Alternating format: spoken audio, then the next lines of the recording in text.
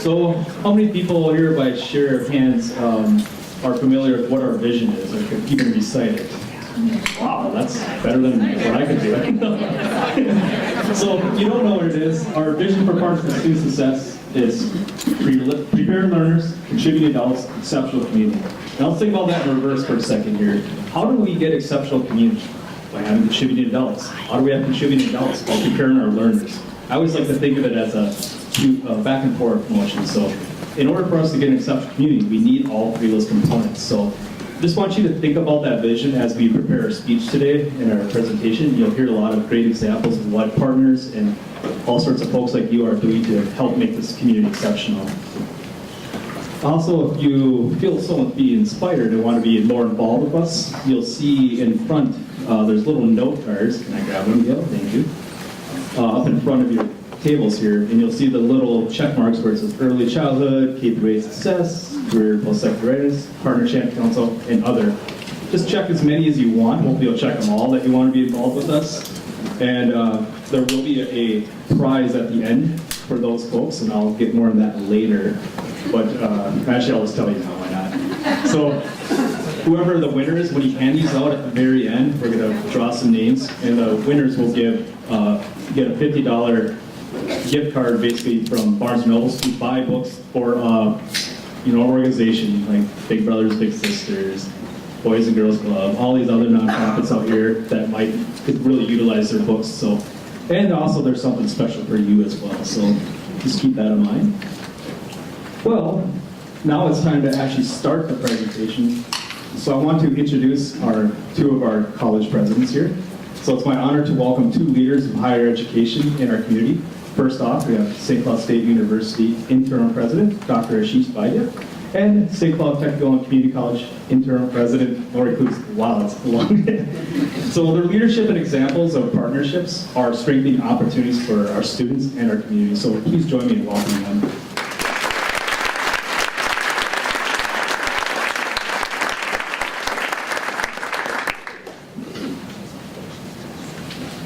Very good. It's on. It's hot. Okay, thank you. So I think when you hear the term interim presidents, you might want to think, well, that's just a phase that's passing. And I think I want to show you that the work that our two institutions have been doing not only preceded certainly me, but also I think Lori, you, and will certainly continue well into the future. We have the privilege of just saying a few things about sort of this renewed partnership between St. Cloud Community and Technical College and St. Cloud State University that sort of began many years ago and sort of is something we are continuing to nurture as we go along. So what I thought I would do, we talked about this briefly before, is just to give you a little bit of context from the perspective of why this is relevant and important work. And then Lori will give you some more detail about some specific initiatives that we're doing that we're really excited about this year. So from a context perspective, I think most of you in the audience probably know that the two institutions have had a long-standing history and legacy of serving students in this region for many, many years. And that is something that I think is extremely valuable.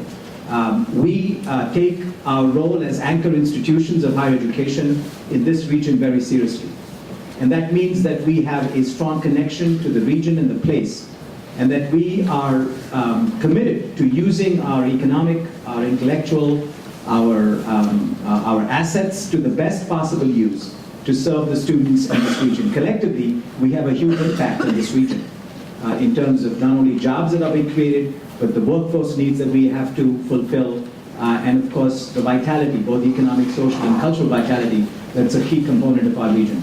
So from a context perspective, this work has been ongoing for a long time. When I took over last year, under fairly unfortunate circumstances, as many of you know, there was a tradition that Earl Potter, the former president, and Joyce Helens, who were both longtime presidents, met, I think, monthly for lunch. Lori and I have continued that tradition.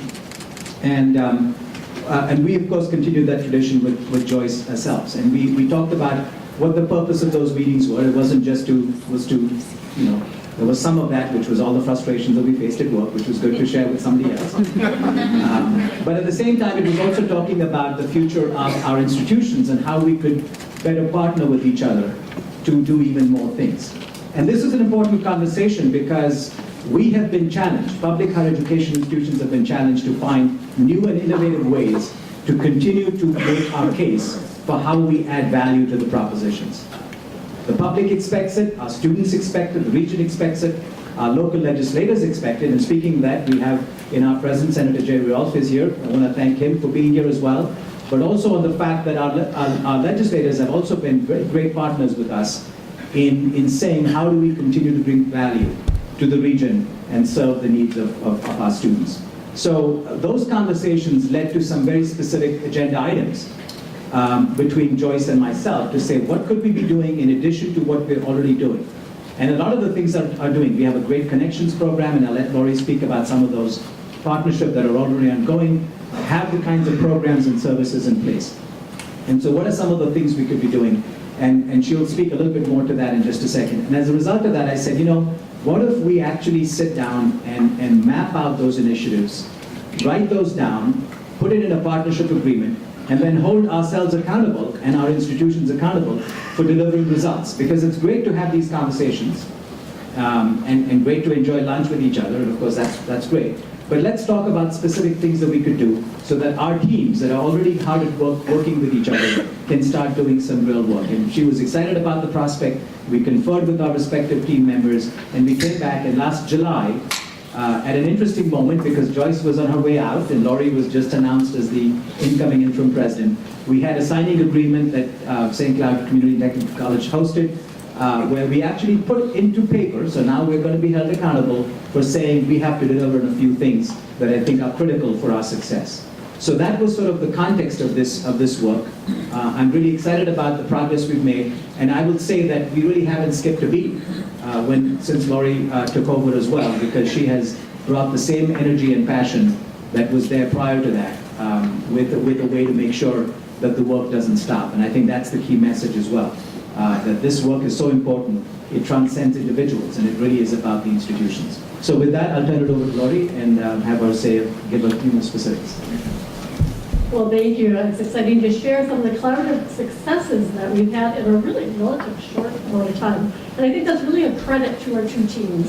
In fact, 2 days ago, I was leaving for another meeting, and the teams were meeting at St. Paul Technical Community College, and the room was buzzing. It was phenomenal. There was a lot of energy, there were a lot of ideas. I think we're really only limited by our imagination of what we can do working together.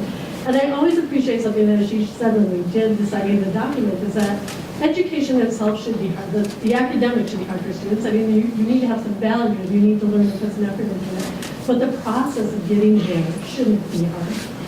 And I think we've approached it from that standpoint. So there are 5 things that we've just put in place that are ready to go. Well, actually 2 of them are ready to go, and 3 others that we are putting things into place now that I just want to share with you that are success stories. And there's far more than this, but I wouldn't have time to go into everything. All of these are 2+2 agreements, where the students start out at St. Cloud Technical Community College, transfer over to St. Cloud State University in a seamless manner. The first 2 that are ready to go, students can come in now to St. Cloud Technical Community College, and they can declare their intent to transfer over to St. Cloud State, and they can get either a psychology degree or a business degree between St. Cloud, CTCC, and SCSU. 3 of the other areas that we're working on right now that I'm really excited about is a broad field engineering degree. What I really like about this is, 1, our industry needs in this area are huge, especially in the manufacturing area. We can take our manufacturing courses at SCTCC and our computer-aided drafting and design course and develop courses that will apply to this degree at St. Cloud State.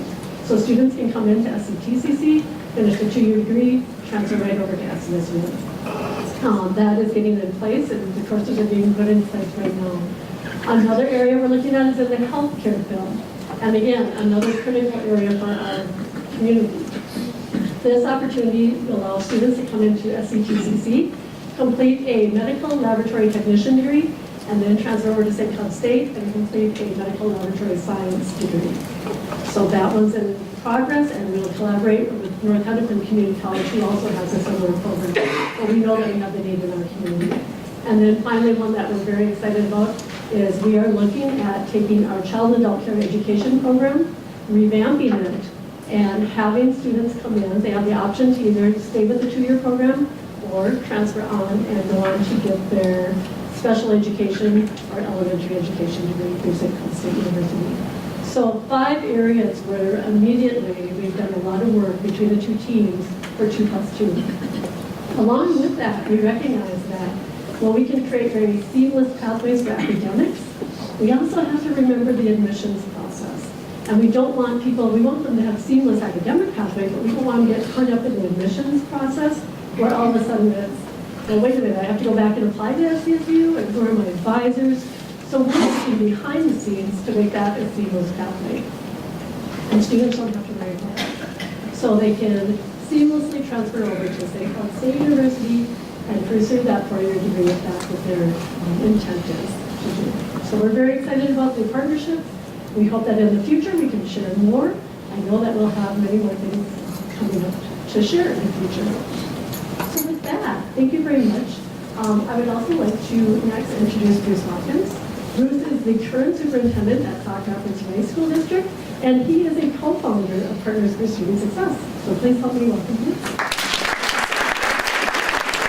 Now, I'm not here to talk about the marriage part, and I have a spouse that would get a real kick out of my trying to do that. I'm still trying to convince her there was an advantage that was in the partnership. But I do feel far better prepared to talk about school and community partnerships. They are mutually advantageous. In every community that I've either lived or worked in, the school and the community have an opportunity right in front of them. We just don't always recognize it. All school districts want several things. They would love to develop great schools. They want to develop successful students, want to develop students who can ultimately be productive and contributors to the community, both civically and economically. All communities want good schools, thriving commerce, growth in the local economy, and a well-prepared workforce to support that economic growth. It's a formula perfect for a partnership. But those partnerships don't happen accidentally. They need to be done very intentionally. Partner for Student Success had its origin in the St. Cloud School District when Pat Welter, who's out here someplace, and I, as co-founders of Partner for Student Success, were meeting with the school board subcommittee on community engagement. We were looking for ways to connect our students with the many valuable resources within our community. And it didn't take long for neighboring school districts to hear about Partner for Success, Student Success, and to affirm the value of partnering not only with each other, but with our greater community. Sartell St. Stephen, Sauk Rapids Rice, and St. Cloud are all current members of Partner for Student Success. And by the way, Sartell is the only district where I haven't been superintendent, so if you know anybody. So Jeff, I'm talking after your retirement. So I'm just trying to hit the trifecta here. Seriously, Jeff Schwiebert, Willie Jett from St. Cloud, who's here with us, and I are all pleased that we are partners, and we recognize that all 3 districts are benefiting from the work that's being done. I personally have not always been aware of the power of partnerships. I spent a good share of my career hoping that schools could be everything to every student, wanting that to be true, working hard to try and make it be true. But there's a fallacy in that. We're not able to deliver everything all kids need. I believe more than ever in that old saying that it takes a village to raise a child. In this case, it takes a greater community filled with partners. 2 gradual changes in our state have given me the most compelling reasons to promote partnerships. One is actually the graying or the aging of Minnesota. And you might say, what does that demographic have to do with our youth demographic? But I'd like to explain that a little bit further. I fear that as we've had a demographic shift that I'll give some numbers to in a little bit, that we're capable of losing the historic focus that Minnesota's had on accenting the importance of education for our youth. Here's the demographic that's changed. In the 1960s in Minnesota, there were about 3.3 million people. 1 million of them were school-age kids. 3 out of every 4 households in Minnesota had a school-age child, and partnerships throughout the communities were occurring quite naturally. Everybody at the workforce at water cooler had a school-age child and was interested in the strong school system and the supports that the community could yield. If we fast forward to our current decade, we're pleased for Minnesota in the growth, the fact that there's 5.3, from 3.3 to 5.3 million people in Minnesota, but there are now less than 1 million school-age kids. No longer do 3/4 of all of our households have a school-age child. Less than 1/3 of our households have school-age child. I worry about our focus shifting and forgetting about the youth at times. Our partnerships can keep our community connected with the most valuable resource, our students. They may only represent 1/5 of our population, but they represent the future of the community, the state, and the nation. The second shift is even more gradual, but it's evidenced in lots of different areas of our lives right now. In the 80s, Minnesota was introduced to open enrollment. Governor Rudy Perpich thought that it would be a good idea for schools to compete with each other and thought it would increase the academic performance. I think in ways it has, but it had other unintended consequences. We're seeing a little bit the same with Amazon and online marketing, and let me explain what shift is happening. Many parents who want to be educationally supportive for their children no longer feel the need to be educationally supportive of their schools or their own districts. The new form of due diligence for parents is often online shopping and taking their child out of the district. Open enrollment is here to stay, but partnerships can help us reconnect our children with our community and replace some of the support that's been eroded over the years when online shoppers are not as vested in the schools as they can be. We need partners that are vested and can help us. In a way, local partnerships can help communities stay connected to students and help schools maximize mentorships, worksite placements, partnerships that provide experiential learning for our students right in our own community with our own businesses. Our community partners can help us prepare students for success. The relationships of schools and community can be mutually beneficial. Strong schools and successful students help to create vibrant communities, and in turn, vibrant communities support and maintain successful schools and students. It's an upward spiral in a positive direction. We want our successful students to participate and engage in our community, to be contributors to our economy for their own good and for the well-being and the future of our community. Partnerships increase everyone's chances for success. Thank you for being here today and for your interest in Partner for Student Success. Now I'd like to introduce Jeff Schweber, Superintendent of Sartell for right now. An enthusiastic supporter of the good work that's being done by Partner for Student Success in early childhood.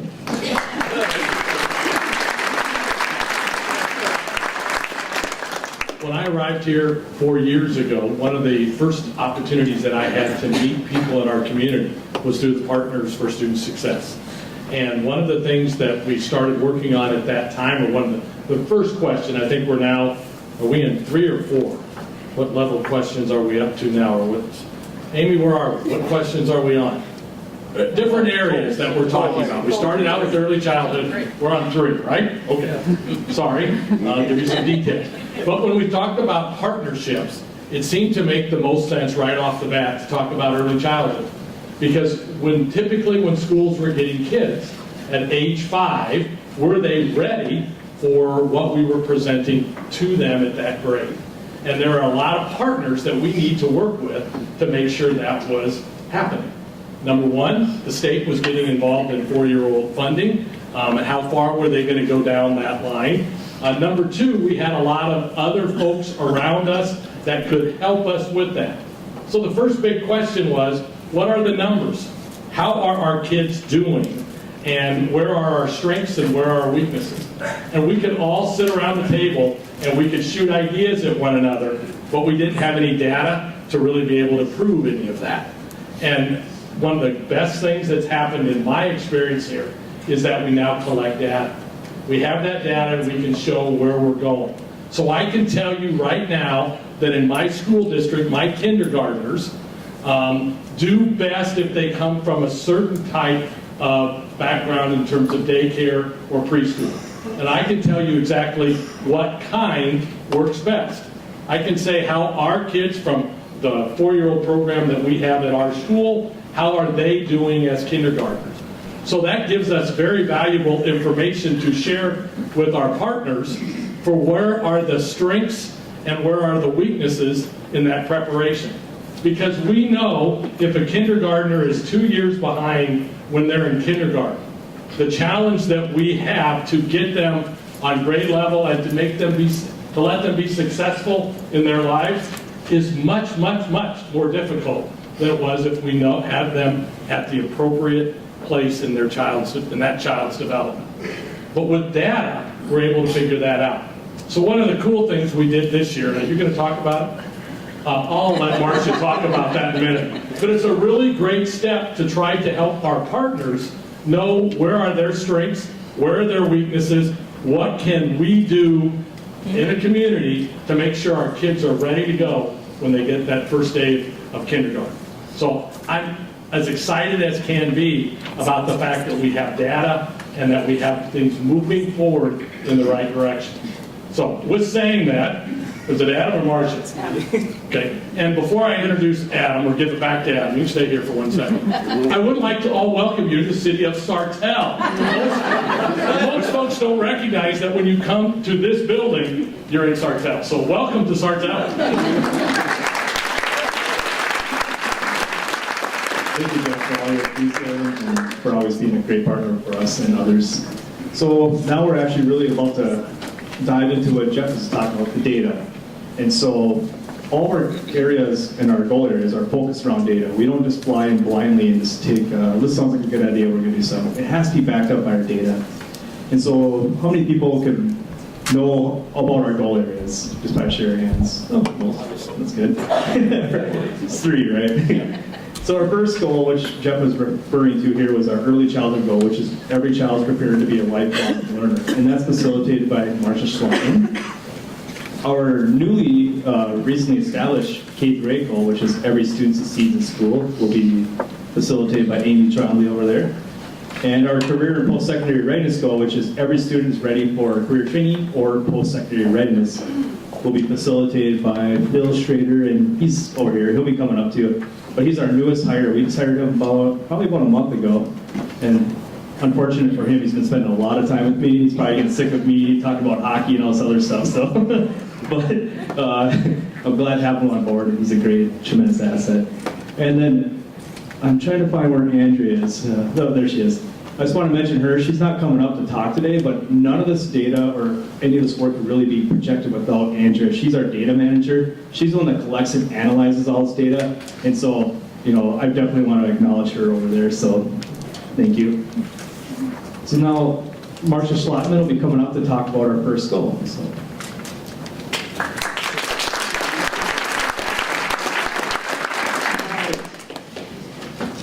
So, I love it when technology works for me. So I am going to talk about our first goal, as Adam said. Every child is prepared to be a lifelong learner. So when Adam first started and he talked about what is our vision for Partner for Student Success, we are the very beginning of that vision, which is prepared learners. And that preparation for learners does not start at kindergarten, does not even start at 4-year-olds. It really starts at birth. I mean, if we want to get technical, it starts before then, but we're dealing with, where we can have some control, where we have a little bit more control.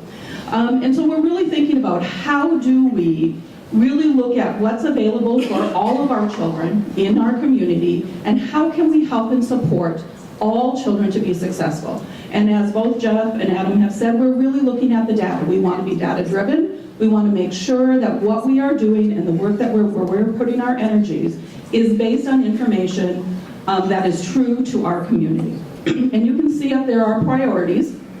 So we are thinking about how we educate parents and our community and what their role is in early childhood education. How do we integrate early childhood and K-12 education? We need to make sure that that's a smooth transition. We were talking earlier to the higher ed, we're talking about how they're making those transitions between. We also want to make sure that we're making smooth transitions for kids from those earliest years into that K-12 system. And then we really want to make sure we're thinking about and increasing the access to quality care and educational programs.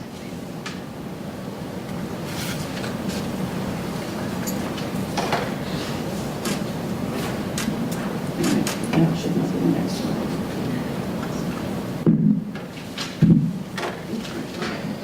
Sorry about that. I told you technology is not always my friend. All right, so I'm going to talk just a little bit about the kindergarten entry profile. And we started, this is something that we joined all of the districts as last fall of 2016. And so the data that I'm going to share with you in a minute comes from that. This is actually an implementation along with the Minnesota Department of Education, and that they are really looking at what can we find out about our children at kindergarten entry, about how prepared they are for kindergarten. And so they are looking at, in this kindergarten entry profile, there are 4 tools that schools can choose to use. The districts that are part of Partner for Success are using 2 different ones. Sartell St. Stephen and Sauk Rapids Rice are using the Fast Bridge Developmental Milestones, and St. Cloud Area Schools are using what's called TS Gold. And so these are observational assessment tools that are really looking at skills for children in the 5 areas that you see up there. Now the tools themselves actually look at more than just these 5. These are the 5 that the State Department of Education, is using to look at across the state of Minnesota to gather data about what is kindergarten entry profile, when are kindergartners ready. I want to just tell you a couple of things about the kinds of things we're looking at. So language literacy and communication, I'm sure people already can have a sense of what would fall in there. Math as well, physical and movement. The social and emotional development and approaches to learning are areas I want to just give you a couple of ideas of what's in there. And so things like recognizing their own emotions, being able to manage their feelings, right? We all get angry, we all get frustrated and upset, but how do we manage those emotions? Having confidence and a willingness to make mistakes and the ability to move on from that mistake.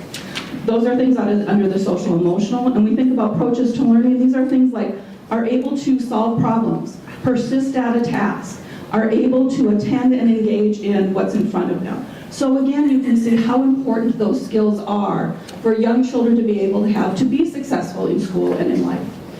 One of the things that we knew when we first started in this, working on the early childhood goal, was that we had to see what data we had. And the data we had was a little bit disjointed, and it also was only about math and reading. And what we know is that is not enough to tell us about whether our children are ready or not. There are a lot of other skills that we have to pay attention to. All right. So I want to share with you just some data. Again, this is from fall of 2016. This data is the first year. There's a couple caveats I just want to share with people. This is a tool. All teachers who used the CAP tools, it was their first year using the tool. And for many of you in this room, I'm sure, who have done assessments, observational assessments, the first year using a tool is maybe you're not as familiar as you might be moving on. And we also know that St. Cloud last year did a pilot, and so not all of their children were part of this process. So that has changed this fall. All students in all 3 school districts in kindergarten class had an assessment done. So what we see here is what you can see is that the green bars are the overall, when we look at all of the data that we have on where children are, or how many are successful in or ready for kindergarten at entry. Then we look at the blue bar is children who are qualify for free and reduced lunch, and the red bar are children who do not qualify for free and reduced lunch.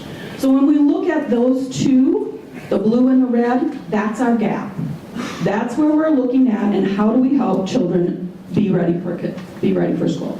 I know I'm getting the sign from Amy, so I'm going to go really quickly here. Yeah, she's had the 30-second sign up for a while.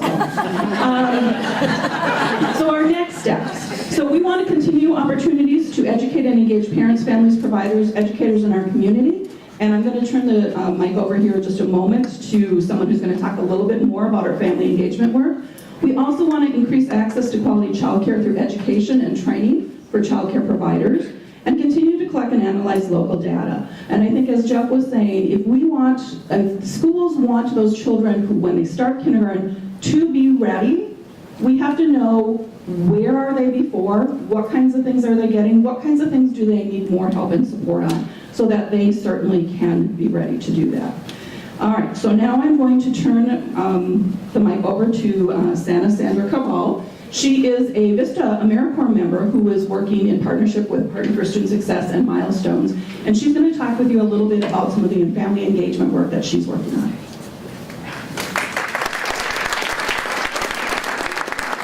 Thank you, everyone. Everyone before me has kind of gone over how important the KEP data is, and I really just want to briefly talk about it.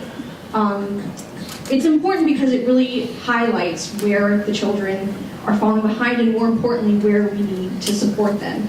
And so now that we know that information, now that we have that, and where we need to know where we need to focus our information, our support on, it kind of becomes a question of, what are we going to do about it? How are we actually going to support these children to prepare them for kindergarten readiness?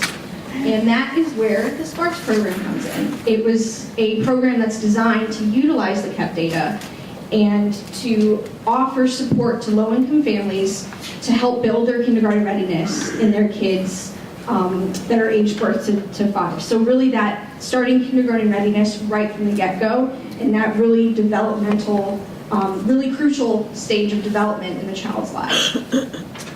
And it does this through the distribution of Sparks kits.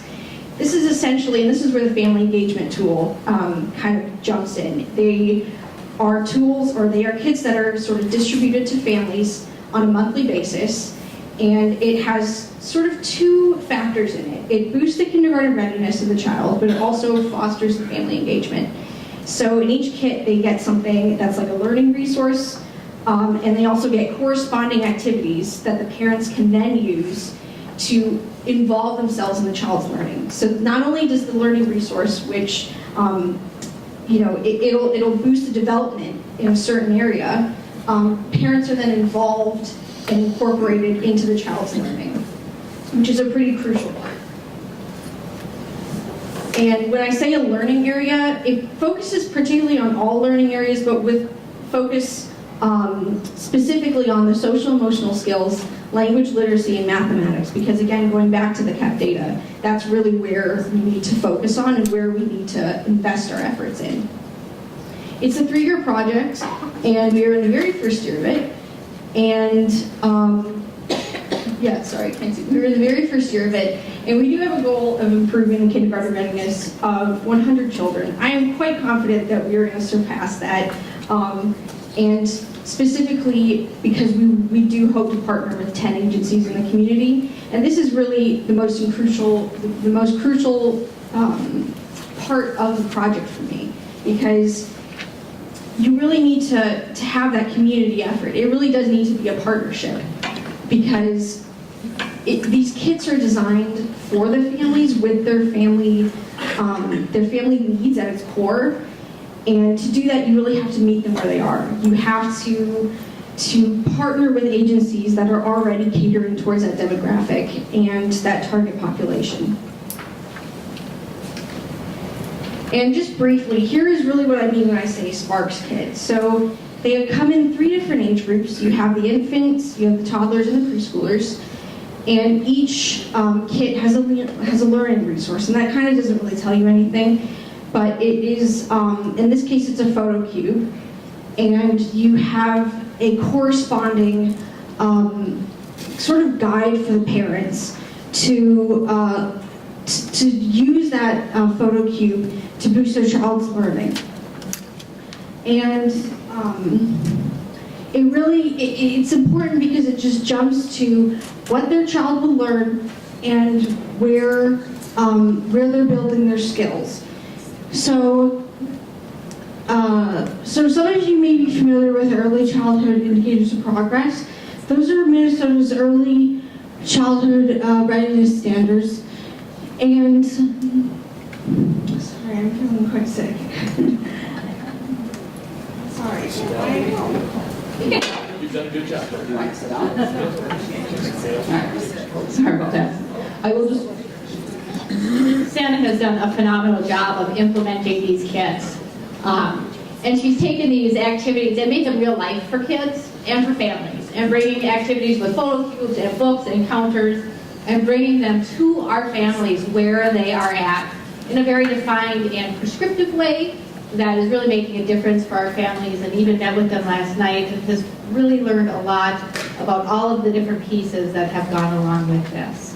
So you let me know if you want to jump in any time, because you're doing a great job, and we're so lucky to have her working on behalf of all of our students from Milestones and Partner for Student Success, and really connecting many of our initiatives together to make it stronger for our students who are coming into our kindergarten ready to go and having those opportunities, not only for the families and the parents to learn, but for the students to be successful. So now I'll introduce myself.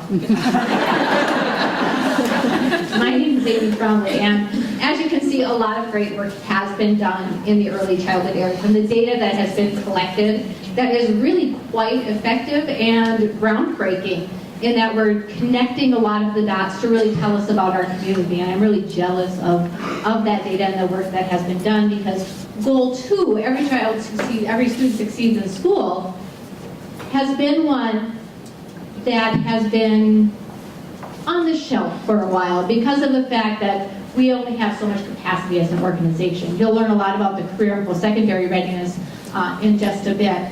But we had the great opportunity, based on the vision of our board, to implement and really start to delve into our data and to create a plan with our entire community to help guide us in moving forward on this goal: every student succeeds in school. Last year we shared some of this data with you. You'll see 2016 data, students that were proficient based on the MCAs, to 2017 students, 3rd graders, on their reading assessments. Hey, it looks great. Things are moving up in the right direction. Actually, at the state level, things move down. So some really positive things in that data. Now, some of us might look at that and say, for our 3 districts, 54% of our students are ready. We should be doing better, and we can. And we will together work at making that happen as a community. Because as Bruce Watkins so eloquently said, it takes a village. What really is telling about this data is when you dig in just one level, and we're going to see this even deeper, and we saw this in our KEP data as well, that we see an opportunity gap. Our students who are on free and reduced lunch, who typically qualify as a poverty status, are significantly lower on being proficient. And what can we do about this? That's what we will be exploring as we move forward. Another key indicator in looking at data from a global perspective and its research base is that 8th grade math proficiency, of indicating if students will be successful, if they will move forward in graduating from high school. And what we'll see here is maybe not what we want to see, but it's 2 years worth of trends. So we will continue to watch this, and I know our districts have looked at this data for our 8th graders in math, and very consistent with the state level, a little bit below the state level of expectations for that. We see those same gaps. And that's our biggest concern. How can we help move things forward? This summer, we had the opportunity to look even deeper at that data, and we will talk about that in just a second. But we aren't just concerned about academic data, because that's just one facet of our kids. It's really about the whole child. That's what we're interested in. And so one other piece of data that we looked at was the Minnesota Student Survey, which students report how they're feeling about school and how they feel about life and decisions that they're making, and if they're drinking alcohol, if it's an appropriate grade, or if they're skipping school, or if they feel good about themselves, and what do they think is going to happen for themselves in the future. And they respond to these questions. And what we found through Search Institute's great work is that students who have certain skill sets are equipped for learning. They're ready to go. They have the skills to make a difference. And if students come in with these types of skills and are equipped for learning, they can show success. So what they do is when students respond to the different types of questions, they group them into commitment for learning, positive identity, and social competence. And what we see is amazing. Here's the data for 5th graders. What you'll notice is that the 3 different bars here, the blue being all students, the yellow being our free and reduced lunch, and the gray being our non-free and reduced lunch students, is there's not that big of a difference of how they feel about themselves. They have a positive identity overall. They are strongly committed to learning, and they want to be successful, and they're pretty socially competent. We see the same types of trends in 8th graders. So the question for us is, and what we dug into this summer was, since there's not a gap here, why is there such a gap for achievement in our academics? It was a great question that a lot of us explored over the summer. We were very fortunate to be able to work with Search Institute from Minneapolis. Cheryl Mayberry is going to come up and tell you about the process we went through so you can see how deep we were able to look and what we will be doing to move our goal forward. Cheryl.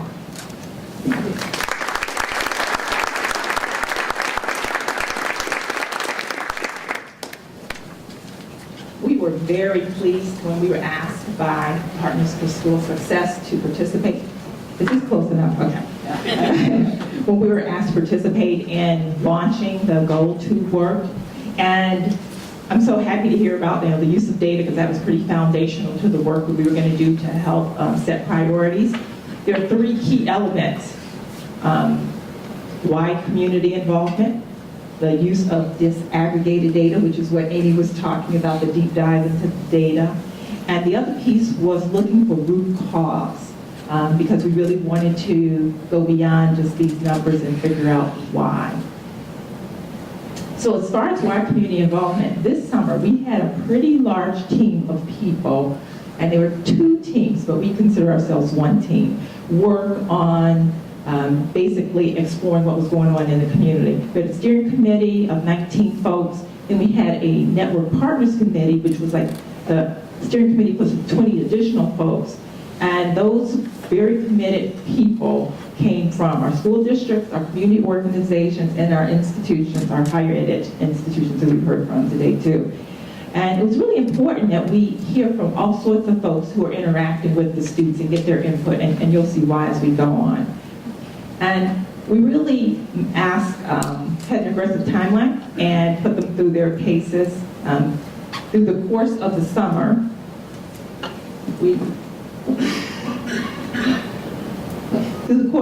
we had 11 meetings, so basically we were meeting pretty much every week. It was so odd not seeing Amy and Pat and Adam and the team here, because we saw each other so much during the summer. There was a little break until now. So, but one of the first things we asked the teams to do was to make a definition of what K-8 student success is. Because obviously, from our little bits in kindergarten to our pre-teens, young teens in 8th grade, there's a lot going on. So this is the definition that the team came up with, and it's got 4 components. The obvious one around academic preparation. But then the other 3 have to do with non-academic sides, basically strong social and emotional skills, a sense of belonging, and the understanding the importance of education. And this is important because this was basically what we were going to use to guide us in exploring the data around how to set priorities in the K-8 space. So disaggregated data, we mentioned that. Amy showed you some high-level data on basically a comparison between our free and reduced lunch population, our non-free and reduced lunch eligible students, and all students. So we wanted to go deeper. And using the MCA data and the Minnesota student survey data with 5th and 8th graders, because those are the grades where we had both data sets available, we went and basically tried to slice and dice the data every possible way we can. At the beginning, I wondered if Andrea would still be my friend. After I sent one more email about, can we look at it this way? So, but we were lucky because it was some fruitful results, which I will share with you shortly. We also looked at community landscape data. So this is really complex. This is almost 50 organizations that are working with children in the 3 communities. And that was very complex because we were trying to see who's working on kids, what kids, and what are they working on. So that also was very useful in our work. And what we found in looking at the data is that when we drilled down, there were 3 student groups that were really flagged for as priority student groups, and it varied by school district. So in all 3 school districts, the free and reduced lunch eligible population were flagged. And in St. Cloud, the African American students separately were flagged, and the Somali American students were also separately flagged. So this is kind of what we were trying to get to, because if we're going to set priorities and figure out what to do, we needed to not look at just the aggregate level. We wanted to try and understand what was going on. And what we found is that, we knew that top line about academic preparedness. We knew that all the students were going to have opportunities there. Then it got more interesting, however, when we went and started looking at the non-academic measures. One thing that was very fascinating for our Somali American students, looking at the academic data, their performance was particularly low. Looking at the non-academic area, it was high.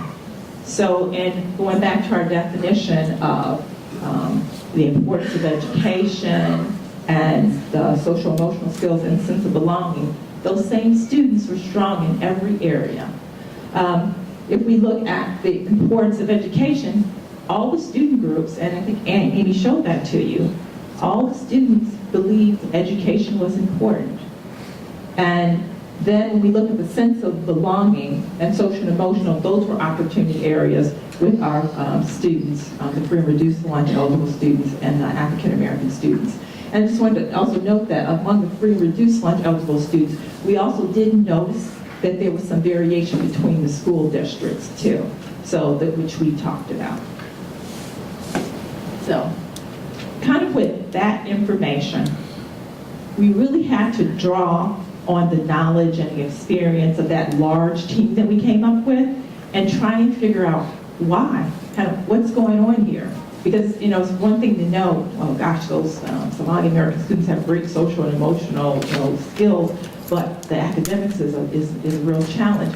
So looking individually at these different student groups, we asked the teams to do what I think was some pretty difficult work, which is try and drill down to why, what's causing it. And those 5 whys are up there because that's the name of the exercise that we used. And we basically came up with some themes, and these themes will drive the work that's going forward of the networks that Amy will be leading.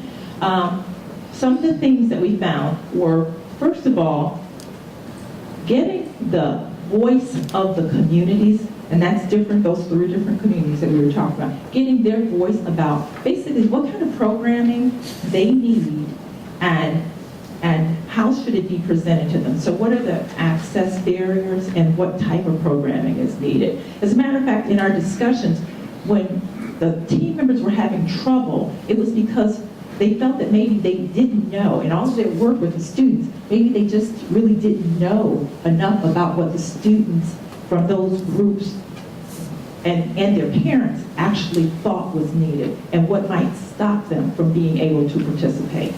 So that was one of the big things that flagged for us. The next one was about getting more data and looking at data at an individual student level. So we drilled down and we're looking at student group, but basically being able to understand what's going on with individual students so more targeted interventions could be done with students. So they thought that would be a really big, important step forward.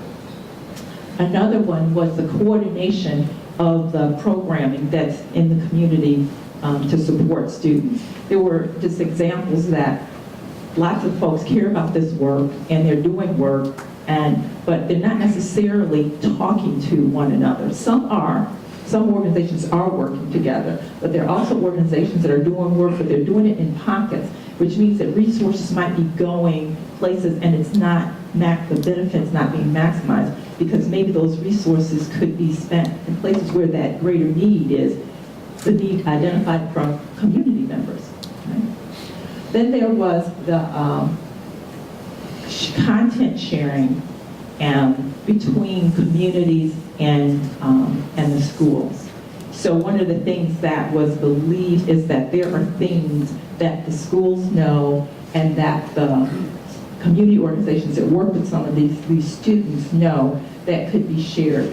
And I'll give you just an example that was just discussed, is that one of the, I'm not giving you all the details, but one of the things that came up with thinking about the Somali American students was the language acquisition, the pace of their language acquisition, which might be hindering their ability to be more academically successful. So one of the things we talked about is, we know in the schools there are programs that work with students on building their language skills. So is there an opportunity for some of the community organizations who work with some of these same students to understand that better? And we talked about the fact that we're not talking about just conversational language, but the type of language that's necessary to be academically successful, which would be more sophisticated language skills. So that's just an example of what that content sharing might look like. And then the last thing that we came up with was a recognition that there's more work to be done to understand best practices. Particularly this came up with understanding how to have our families work with families in the community, and basically also with free and reduced lunch eligible students, because there are many people who have these challenges in communities across our country, and some of them have done some learning that this community could learn from also. So I'm going to turn it back over to Amy.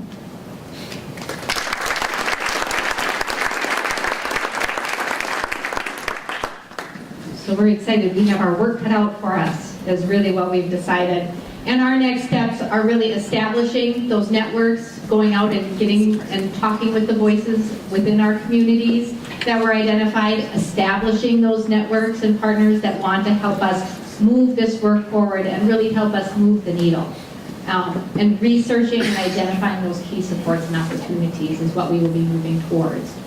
If you were part of our process this summer, or your organization was, just raise your hand to show the span that we were really trying to work across the entire community to make a difference. Thank you for your time. And if you were raising your hand, I'm probably going to be calling you within the next week or so to really start delving into this work, because I know that you really understand it. So I have your number. And just one other caveat is the St. Cloud Area School District has a larger number of African American and Somali American students, and that's why we were able to drill down into those numbers. Sometimes with the Sartell, St. Stephen, Sauk Rapids, Rice, the numbers and the size samples were so small that we weren't able to disaggregate the data in a very meaningful way. So that's why those districts weren't necessarily identified within that process, is because we didn't have enough data to make an educated decision moving forward. Hopefully we'll be able to set it up and tee it up, but goal 3 is a really important goal and something that our community strives for. And we've been able to do a great deal of work and have a champion working alongside us with the Greater St. Cloud Development Corporation in Gail Cruikshank, who's been a part of our organization as a partner, along with many partners. I'm not forgetting you. She is here to talk about some of the initiatives and priorities that have been happening within this goal area.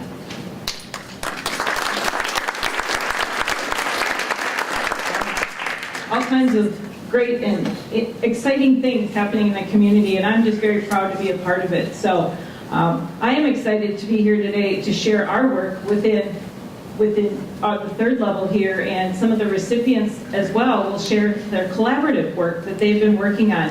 Within this goal, 3 priorities were originally established, as you can see on the screen, based on research again, best practices, and supporting success. First off was to support every student for a successful 9th grade transition year. This year, PFSS was able to provide high-quality training and additional supports to fully implement the Link Crew program at Apollo High School. In a moment, we will get to hear from some of that staff and the students in this program. The second was to enable every student to have experiential learning opportunities starting at the 7th grade. Working alongside our schools, our partners, we continue to explore the best avenues to make this happen.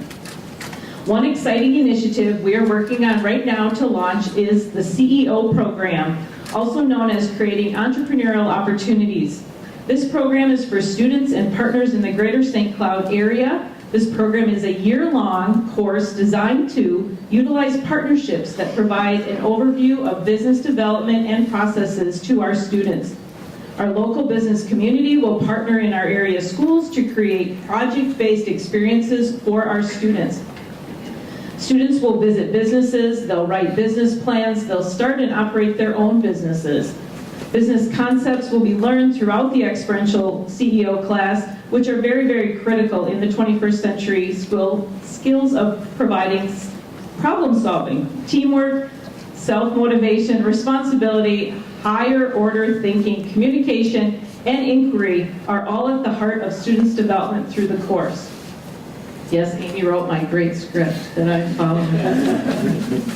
And finally, educate and engage the community about post-secondary pathways, opportunities, and preparation. Our team is working to create a marketing campaign for the Minnesota Career Interest System currently used in all 3 of our school districts by our 8th through 12th grade students.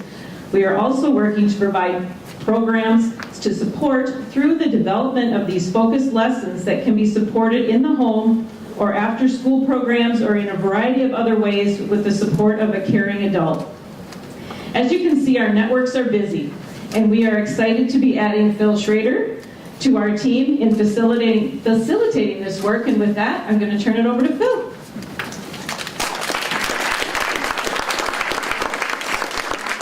Thanks, Dale.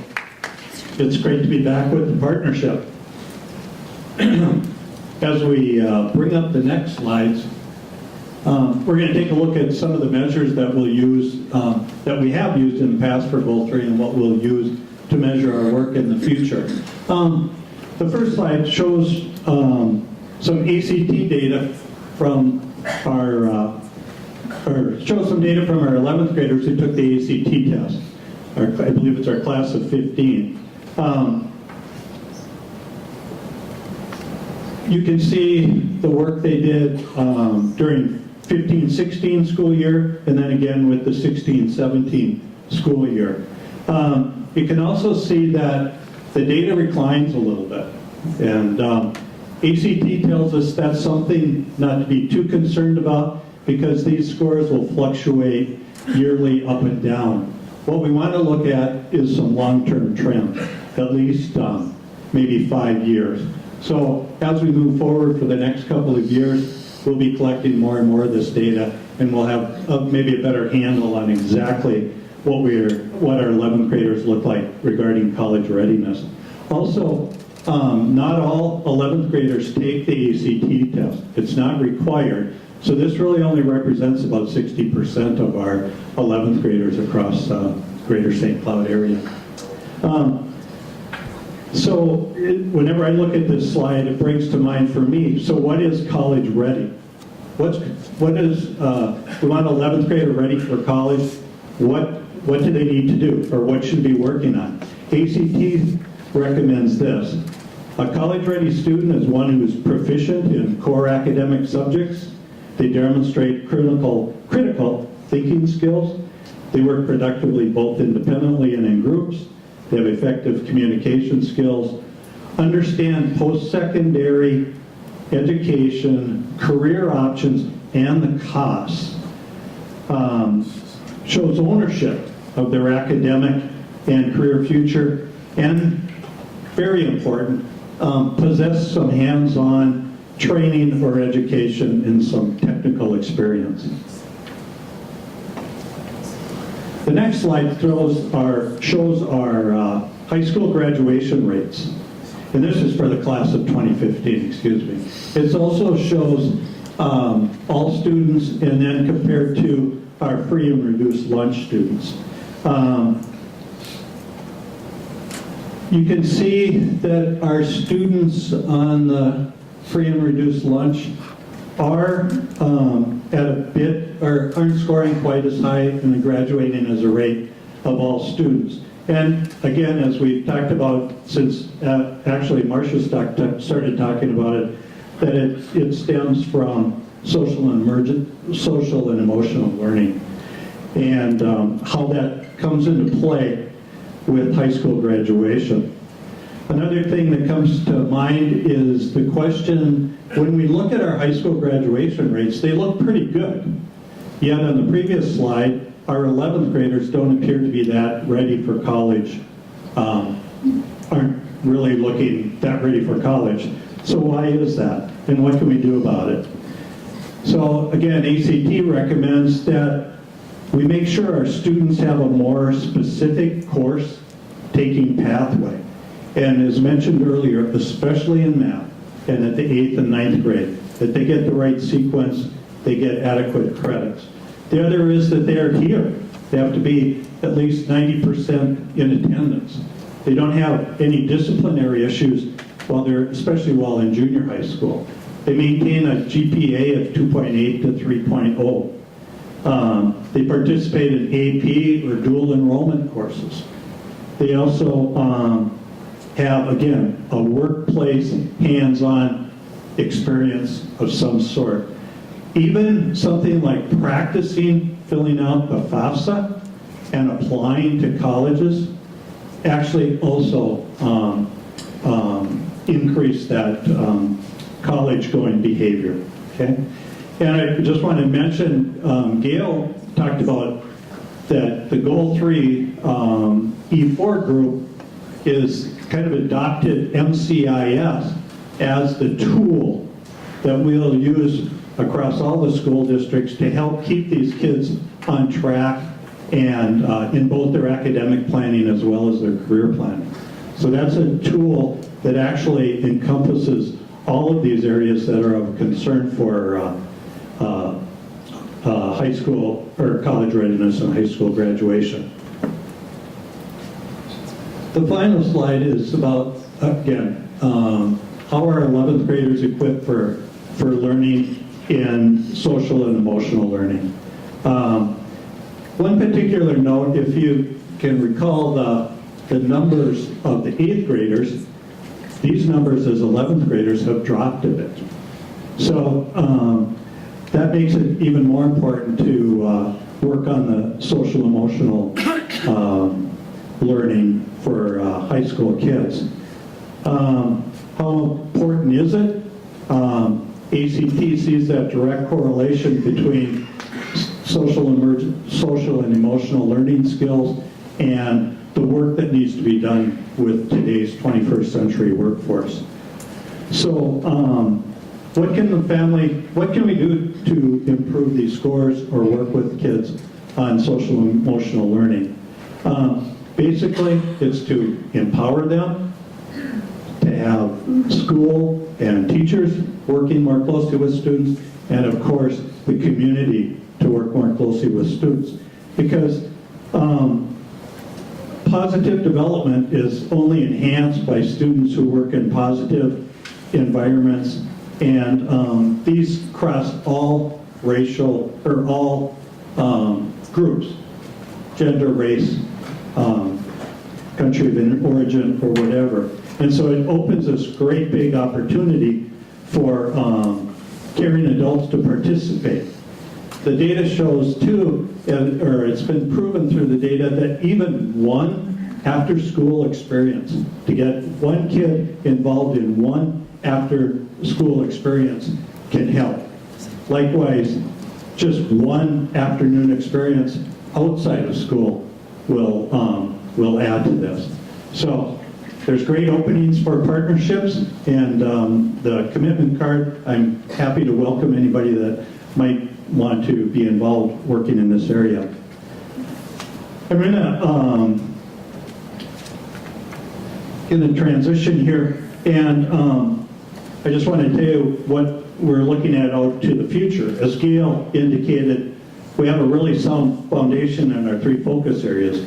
She and Mary Swingle have been leading a strong team in the educate and engage the community. We'll continue our work with MCIS and also the related lesson plans that they've been working on that can be shared among caring adults and student supporters.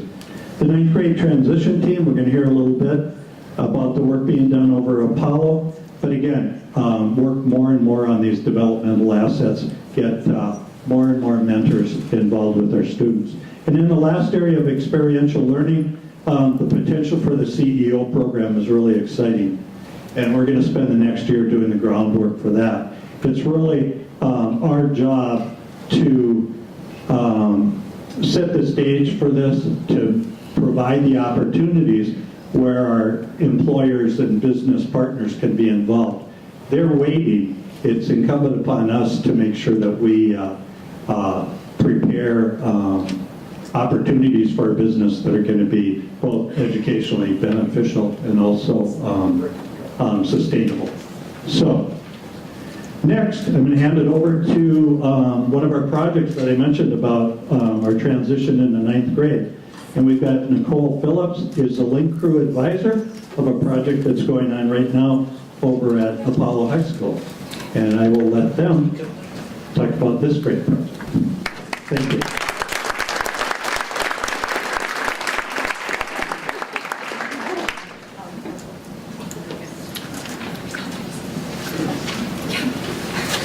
Hi, everyone.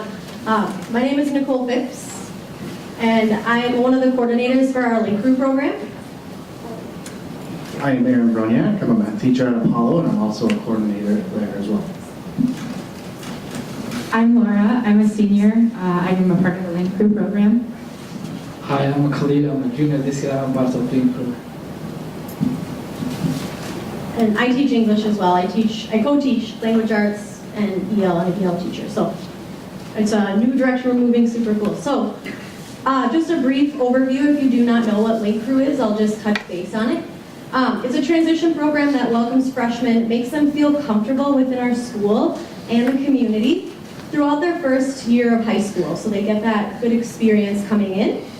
It's built on the belief that students help students succeed. You get in what you get out of it what you get in, or what you put into it. So that is really the model. In addition, it talks about positive role models, their mentors and student leaders for their peers. And then they guide the freshmen to discover what it takes to be successful during this transition from middle school to high school. More studies show that if they have a positive first year experience, they are more likely to do well in school, as well as go on to graduate and do more successful things within the community. And then also, it provides the structure for them to receive support and guidance from juniors and seniors who have been through the challenges that they are now starting at the beginning of their high school career. So there's 4 pieces to the program, and I'll just touch on them briefly. So the high school orientation, and this is like one of the biggest events that we do at the beginning of the year. We spend 2 days doing training. I just want to make sure she's okay. We spend 2 days in the summer doing training, and then to plan for this first day that's super important, where they get their crews, their groups, and then they work together building those relationships that then go on through the whole year.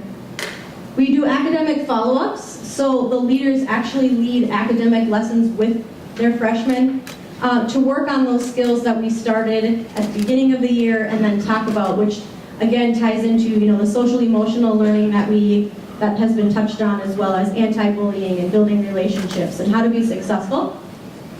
Social follow-ups, we do different activities with the students just to get them involved in the school community. So they invite their freshmen to go to the homecoming football game. We have done so far this year a homecoming carnival where we actually did the whole north side. So pre-K through 9th grade, if they come to the carnival, the leaders actually create their own games. They get free candy, and then they get to go to the homecoming game for free. So we get the whole north side involved in that.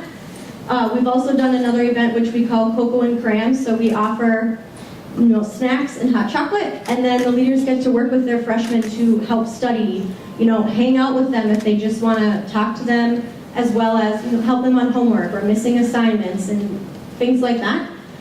And then lastly, we have leader-initiated contacts. So we have them also go into their freshman planning rooms to talk with them.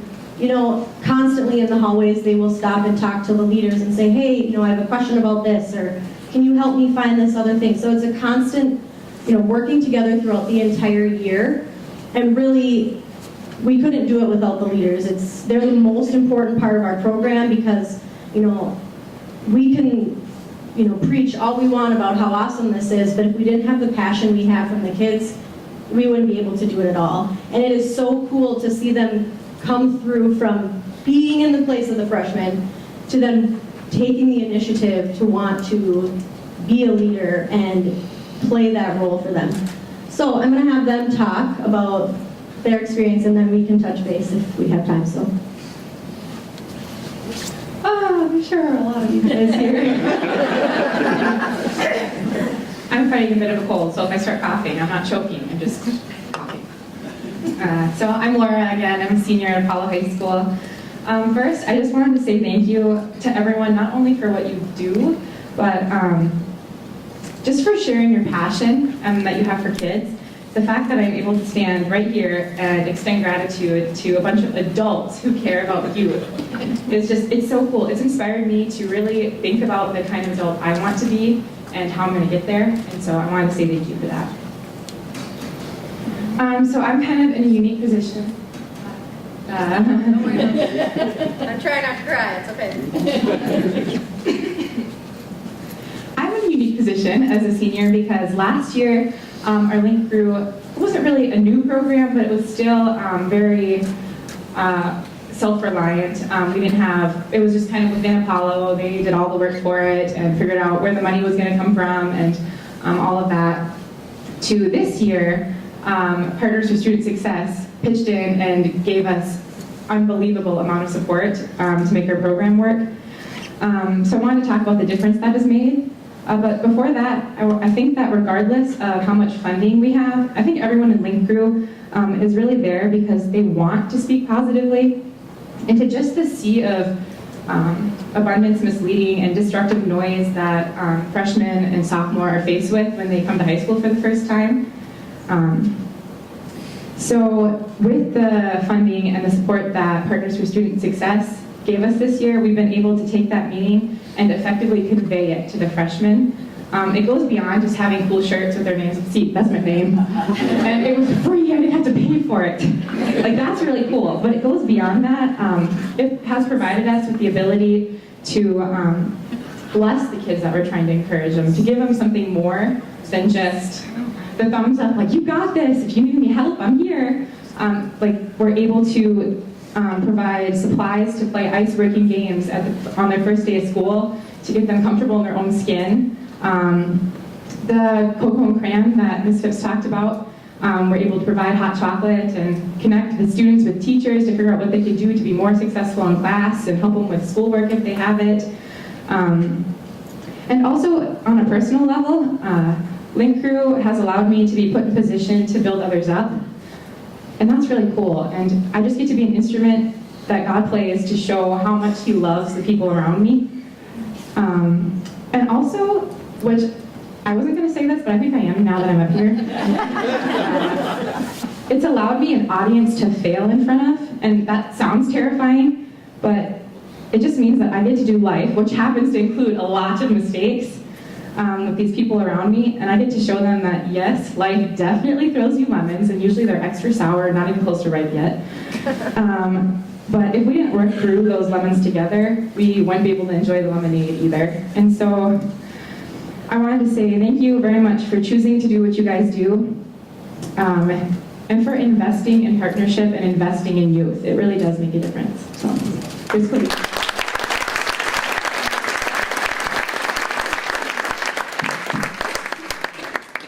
Hi, my name is Khalil. I'm Pastor Swingful. I just... Sorry, I have to take microphone. Yeah. I'm a part of Linkwood. The reason I chose to be Linkwood, I see the amazing job that they have in school. We help the freshmen to feel comfortable and apologize the place they belong, so they can really be successful with their life. So what we... So Linkwood is a great group who stands for helping, and I want to say thank you for the instructors as well as for encouraging to be this part of the amazing group right now. The freshmen even asking me when I'm in the hallways like the questions that I have, and I feel joy about it because that's the reason I chose to be a part of Link Crew. So we are really doing a great job, and excuse me. Sorry.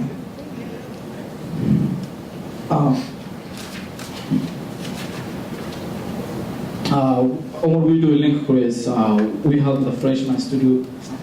It's okay, no, you're fine. You're doing great. Sorry. You can start over. You're awesome.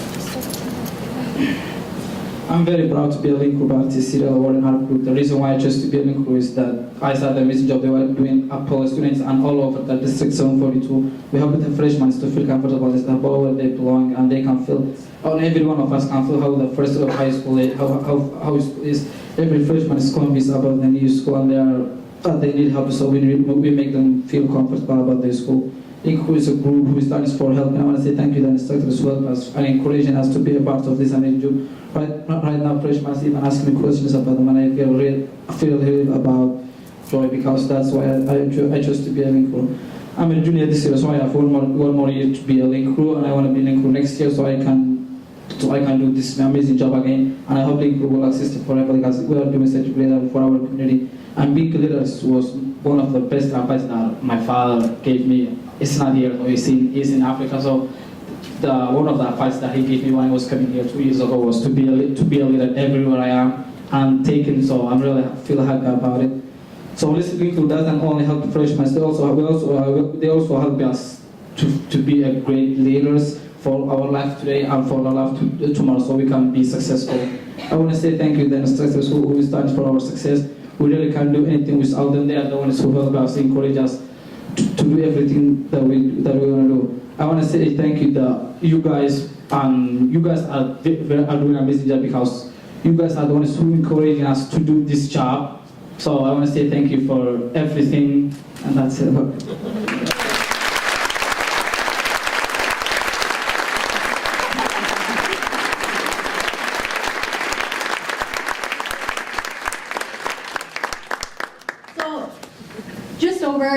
Quickly, I'll touch base. So Link Crew wants to provide the structure for students to make those real connections. They learn people at school care about them and their success, and the leaders experience increased self-esteem as well. So, and Clee gets to come do these cool opportunities like this. I'm so excited, it's awesome. And it increases attendance, decreases discipline referrals, and improve academic performance at our school. I know we just recently talked about at a staff meeting that for the year our referrals are down compared to data from past years. I know it's not just this program, it's a collective effort. Like we talked about, it takes a village, but I know having leaders do this, it definitely helps. And then having that connection with someone at school, they want to be there, they don't feel like they have no one there for them. So I just said, how has it impacted? And then I just mentioned some things from me, as well as what I've heard and ideas. So it makes a strong school culture even stronger. The freshmen seem to have confidence in themselves as well as in the school. The leaders have taken an ownership for the culture, of our building and the staff. They're more supportive than they ever have been. Being able to go to the training, it's a 3-day training, and get the full extent of the program and then being able to implement it with full fidelity this year has been amazing, and we could not do that without Partner for Student Success.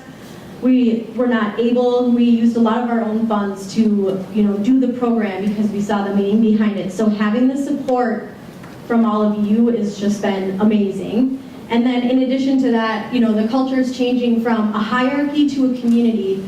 When the freshmen come in, oh, the juniors and seniors, they're scary, and it's not about, oh, we're seniors and we're better than the freshmen. It really is, we're just together at school and we're all going to work together to succeed, and as you heard from them, that's exactly what's going on. So we see that change as well. And it's been driven by them. We couldn't do it without them, and then with your support behind us, it's just been so awesome, and I'll let Aaron finish, so. Yeah, I just wanted to give a shout out and just thank you for all that support, and a shout out to these two especially because they're stepping out of their own comfort zones to come here and talk in front of you, which is a big crowd of people. They don't do that often. So we have 72 leaders that are in Link Crew, and I just want to say thank you for all of you, and especially you two for coming here and filling these shoes and saying what you had to say. So thank you again, and thank you from all of us, and that's all we have to say, I think.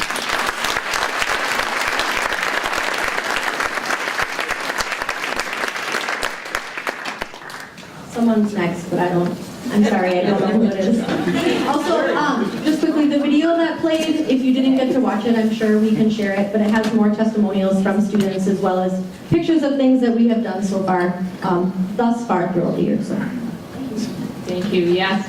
It's great to see, and we have a great opportunity. We've just learned about the importance of mentorship, and now we want to look at it on the other end of it, and we have someone who is an alum of St. Cloud Tech High School, St. Cloud State University, and alumnus of the Boys and Girls Club, and probably would say he's the Boys and Girls Club Youth of the Year and maybe State Youth of the Year for Boys and Girls Club. Please join me in welcoming Jerome Akubwe.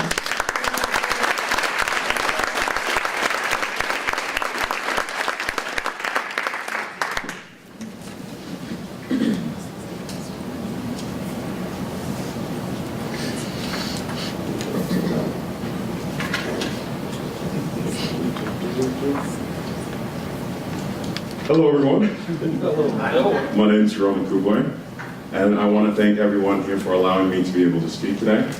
And I also really want to thank the Boys and Girls Club for helping me get to where I am right now. Well, with that being said, today's topic is mentorship, something I feel like everyone in this room knows a great deal about. Now, mentors are people who help us to cultivate our hidden talents. And those are those talents that make us who we are. And no matter who we become, we can always be a mentee. So with that being said, I want to take the time to reflect on a couple of my mentors and how they took me from point A to point B. To be more specific, how I went from being a nervous student to being a nervous student who appreciates public address. It started when I was 11 years old. I was asked to be an MC for a donor dinner on behalf of the Boys and Girls Club. And at the time, I didn't know how to say no. So, of course, I agreed. And it wasn't too bad at first. I got my script. Christine, who was the unit director at Southside, she helped me through it. And I felt like I could really do it, until the event happened, of course. And then I realized it was the scariest thing I've ever done. And I'm still not over it to this day. You can see my hand doing a little twitch dance. But at the same time, it was one of those experiences that I really enjoyed because I got to look into the audience and I saw Christine and I saw my family and they were my safety net. I allowed myself to be able to see everyone in the crowd to really adventure, but always came back to my safety net. Now, I didn't really have a passion for speaking after that event. I actually didn't want to touch it after I was done with it. But again, I have a really hard time saying no. So I went back to it in high school, and it was upon request of one of my friends. So I joined the speech team when I was in 9th grade, And it was really reluctant. They put me in drama. Now, I wasn't really good at developing my characters to the point where people would actually buy what I was doing. So I was one of the weakest members on the team, pulling in some of the worst numbers. And it was disheartening because every week I would wake up at 3 a.m., catch the 4 a.m. bus to the school, lose, and come back. It wasn't until the next year that I had to go over and get a mandated coach by the name of Dale Neutron. Now, the thing I know and remember about Dale is that he always tried to pull the potential out of his students. And I wasn't an exception. Whether it was tonality, cadence, volume, I had to learn it, and he taught me, and day in and day out, we practiced. Now, at the same time, I practiced at the Boys and Girls Club with a staff by the name of Jason Schlanger. Now, he's an athlete, and he coached me like an athlete. I told him I was nervous. Still am, to this day. But he told me that this nervousness was a sign that I really cared about what I was doing. And that's when it clicked.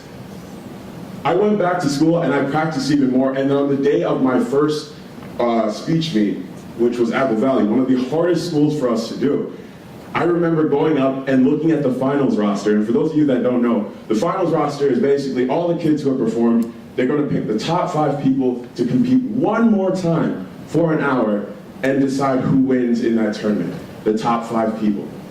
And I saw my name for the first time. And it was one of the most eccentric moments of my life. I hugged Dale, I hugged Dale's wife, I hugged everybody on my team, I was excited. And I ended up bringing home a whopping 5th place. And it was the best 5th place I've ever received. We kept on working each and every week. He never gave up on me, and he never gave up on the others who needed that mandated coaching, the ones who had been pulling in those weaker numbers. And by the end of the season, I ended up going to the state tournament, which was crazy, and another thing where I looked at it and said, why? I don't want to speak, and I don't want to speak out in public. But I ended up becoming 2nd place at state. And I was very, very proud of myself. I was proud of the people who I had behind me. The Boys and Girls Club Dale, who never gave up on me no matter how many times I tried to skip out on the trainings because I was scared to death. See, these talents are what follow us into our passions. Mine happen to be art as well as science. So I think it's fitting to close by saying this. Throughout the course of our lives, we paint beautiful pictures. But when we closely examine these pictures, we notice that not all the brushstrokes are ours. Some were made for us, some were made with us. And although they may stray away from our original intent, it's something that we can all admire. Now, I want to introduce Ann Matvick, the coordinator of the Dr. Potter Biggs Campus Initiative, to share the history and how students are being supported through this opportunity, and Michelle Schmitz, one of the Biggs on campus who have been involved in this program.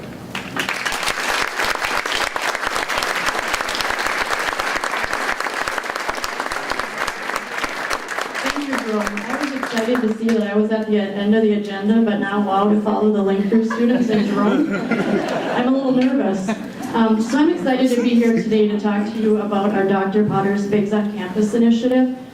We launched this or started talking about this back in spring of 2016. We actually got this idea from another Big Brothers Big Sisters agency in Michigan and thought, with hearing about the work that Partner for Student Success was doing and the collaborations that were going on, this might be something that we can do here in central Minnesota. So we reached out to the St. Cloud School District to see if this is something they would be interested in. Talked with St. Cloud State, and actually had several meetings to talk through it. And by the end of May, we had the partnership agreement signed. Span Your Bus came on board, and they actually helped alleviate one of our biggest challenges, was figuring out how are we going to pay to transport. So we are transporting students from the 7th grade Avid class at South Junior High to St. Cloud State. How do we pay for that? A lot of grants don't cover transportation. So Span Your Bus service came through and said, we'll donate that, don't worry about that. So we were able to launch this, and we formally signed the partnership agreement at the end of May. which was shortly before Dr. Potter passed away. And so we just wanted to honor him by naming this initiative the Dr. Potter Bigs on Campus Mentoring Initiative for all the work he's done in central Minnesota. And he's always been a huge advocate of Big Brothers Big Sisters. Anytime we've needed anything, we've been able to reach out to him. So we made our first matches in October of 2016. We actually started out with 14 matches. We matched the 7th grade AVID class with mentors from St. Cloud State. So these were all employees of St. Cloud State. And then they met individually twice a month, did some individual activities, and then they did some group activities. And then that went really well. We talked with the partners, agreed that we wanted to continue this next year. So we started back up in October. And we found out that the class size, the AVID class, their class size was increasing. And so we continued with the same group of students. They're now 8th graders. So we needed to find more mentors. So how we did that is we reached out to St. Cloud State alumni and business professionals in the community. They stepped forward to help us find those additional mentors. So we currently have 21 matches. We do have 2 students that just added to the class. So if anybody else out there is interested, we need 2 more mentors. Their trimester just changed. And so we feel that this partnership really came together because of Partner for Student Success. We're so thankful to SCSU Interim President Vaidya and everyone at St. Cloud State. At the end of the school year, we did a celebration, and the students were so excited that President Vaidya was there. They got to take a selfie with him, and they thought that was so cool. Superintendent Jet was there. They were excited. Our superintendent is here. And so we had a lot of great support from St. Cloud State and from the school district, and again from Spanier Bus. Matches meet twice a month, and they do individual activities and also do some group activities. And you can see some photos there where they toured campus, they toured the radio TV station. You can see the day that we made matches. Most of these students, they go to South Junior High, but had never been on campus before. So what we wanted to see was, part of this class is to help them prepare for college. We wanted to see what college life actually looks like. And so to help them see themselves on a campus in the future, it doesn't have to be St. Cloud State. It can be any college campus. We just wanted them to see what those possibilities were. And then the one picture on the top there on the left, one of our little sisters shared with her big sister that she really liked basketball, but wasn't sure if she was good enough to be on a team. So her big sister recruited some of the players from the women's team to come during their time hanging out to give her some pointers. So that was super exciting for her. Again, we're so thankful to our partners, also for the funders who helped make this possible. So we'd like to thank the Centricare Health Foundation, the Women's Fund of Central Minnesota, the $1 Million Roundtable, and then United Way for their continuous support. We're so thankful to our mentors. We wouldn't be able to do this without our mentors. So I'd like to turn it over to Michelle Schmitz, who is one of our current Bigs on Campus Bigs.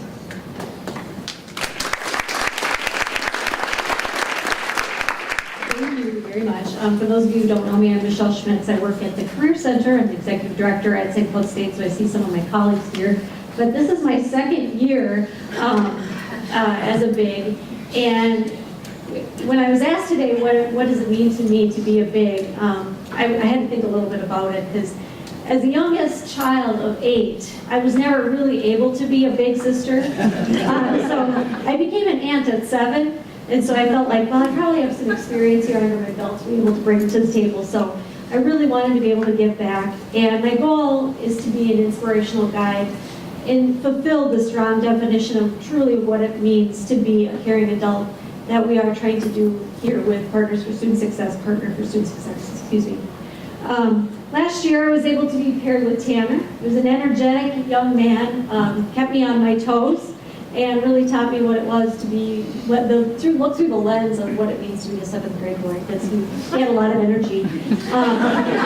And he left the AVID program, but I was really fortunate because of the BIGS program. They said, you know, you have the opportunity because the match is closed.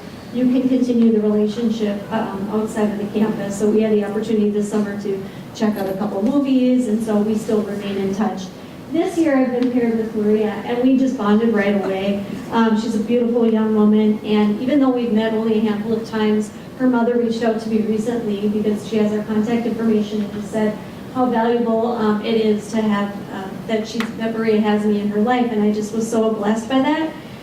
She's the oldest in her family, and I'm the youngest, and so I'm actually looking to learn some skills from her because my husband is the oldest in his family, and I'm the youngest, and I think, as youngest and oldest, we often clash. So I'm just really grateful for the opportunity, and I think, again, if you have even a question or even a thought about doing this, I was a part of the meeting when it was proposed to Dr. Potter, and I was thinking, oh, that's a really neat idea, and then when I was asked to actually be a big, I had to think, oh yeah, of course I would. I didn't even give it a second thought, so thank you so much.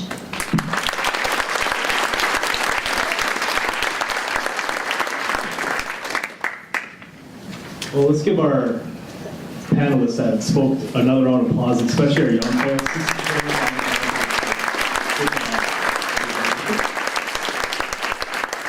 So our goal is to continue to grow and build our networks. And so we're really excited to announce our next project going forward, which is the Partner Champion Council. And so we have our two co-chairs. I'll be sharing more information on what that is and the creation of it. And so let's welcome Sonia Gidlow and Jama Muhammad.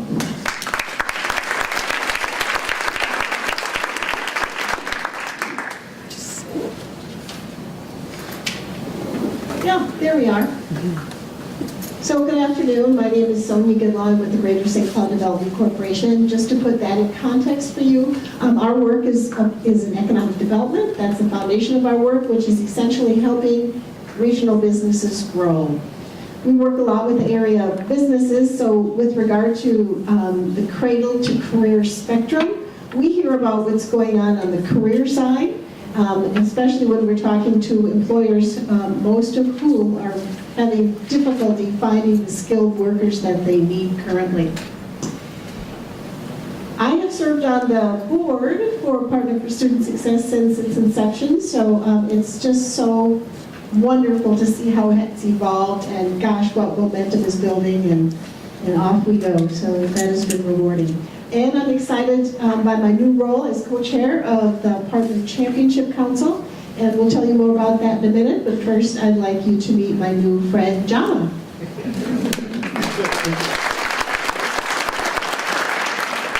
My name is Jama Mohammed. I am with United Way of Central Minnesota.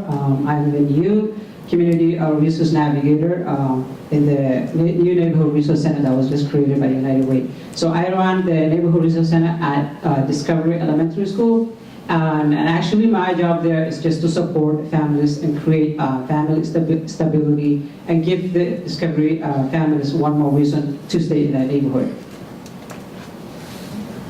Okay, we just have a couple of slides for you. The first one is the what, and I'm going to cover that. So what is the Partner Champion Council?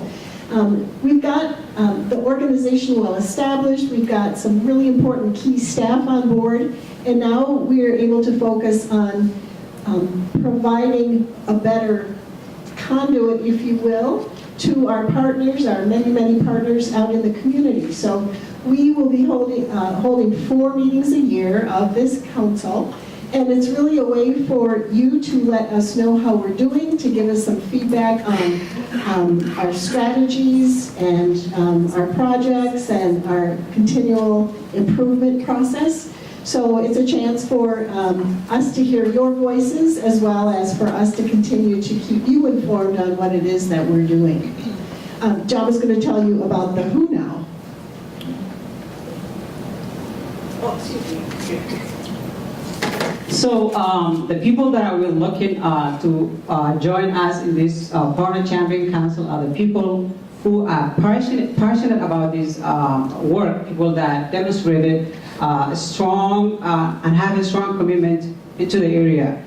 People that can provide feedback and share how the work Partnership for Student Success is doing, and can kind of show where a direction to go. People that can bring a unique perspective and to the table, and as well as can understand and look at the needs of all learners. People can share inputs or offer inputs that on community needs.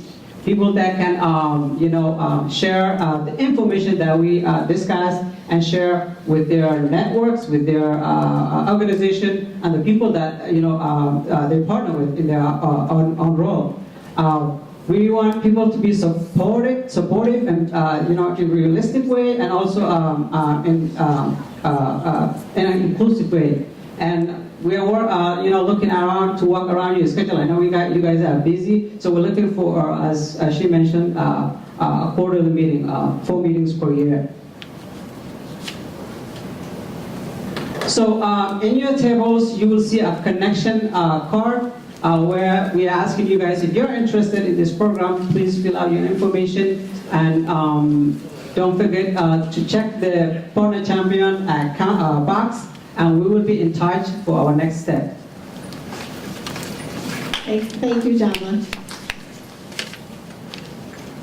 Okay, so as I mentioned, I've served on the board of Partner for Student Success since its inception. And any organization, especially a new one, needs someone who's willing to step up and be a leader. And someone asked, gee, who would be interested in leading this organization? And Tom Schlu's arm went right up and said, I'll do that. And we are grateful for him for his leadership, and we'll hear from him now.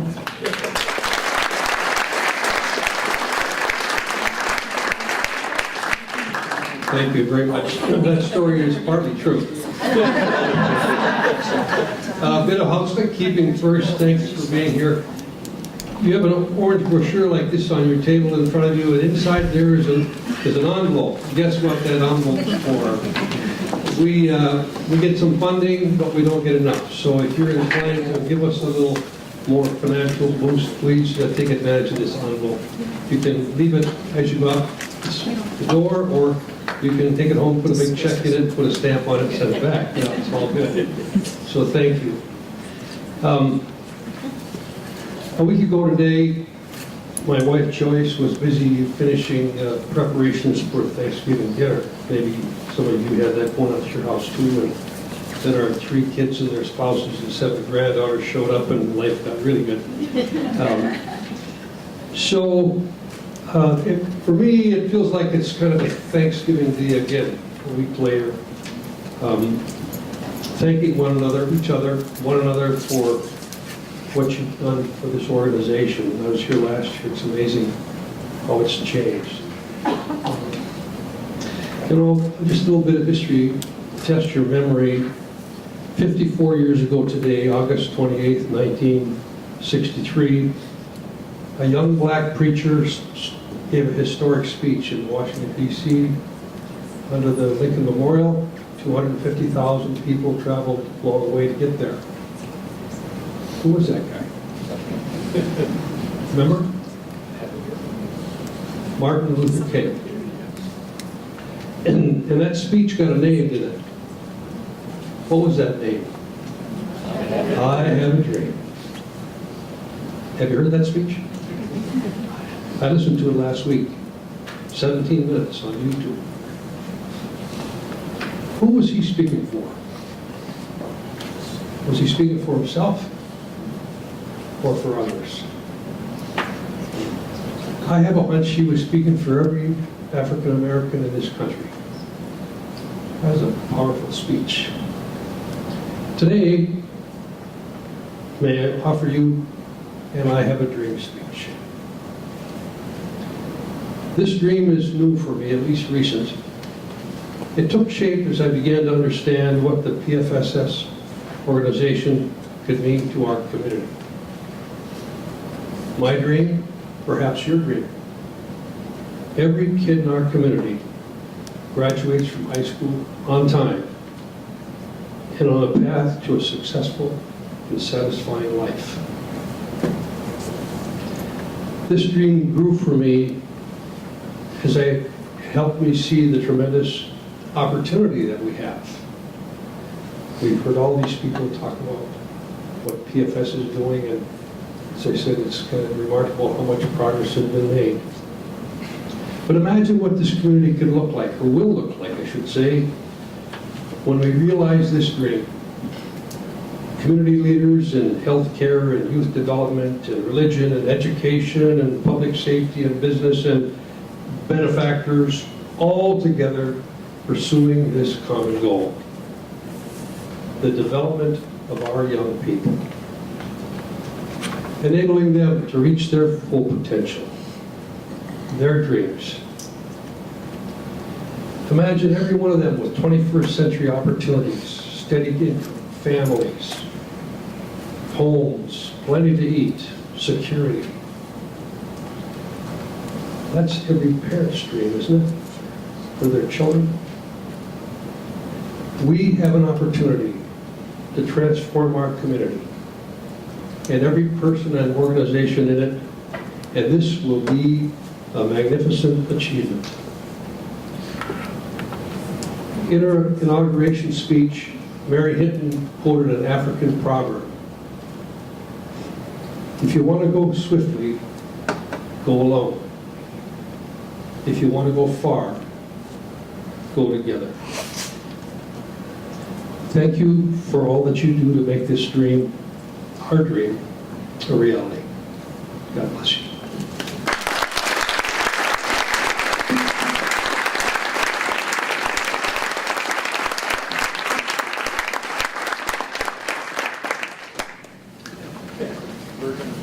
And that concludes our annual report. So thank you all for coming again. And make sure you drop us note cards and those envelopes with the big checks on their way out. So until next year, I hope you all come back again. And we might have to actually get a different location to start to fill up pretty good. So we appreciate it. Thank you again for coming.